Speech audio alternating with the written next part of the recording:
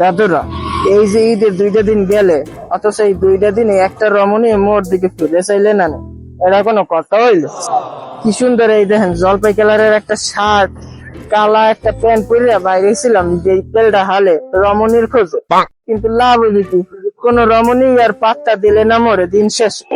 কি একখান দুঃখের কথা ভাইডিরা, কন দি মোরে।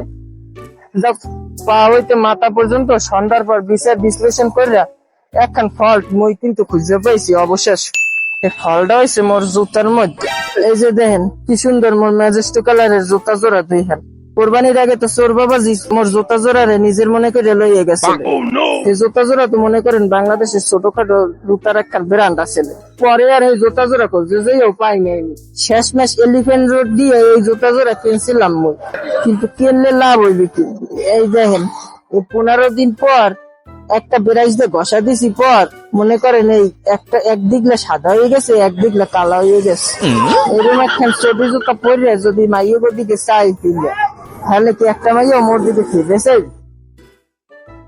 মই অভিশাপ দিলাম কইলো ওই জুতা চোর আর এই জুতার দোকানের মালিক গো। তো বলে যে কোনো মাইয়া মোর দিকে ফিরে চাইলে না, তবুও কোনো মাইয়ায় আর কোনোদিন পাত্তা দেবে না।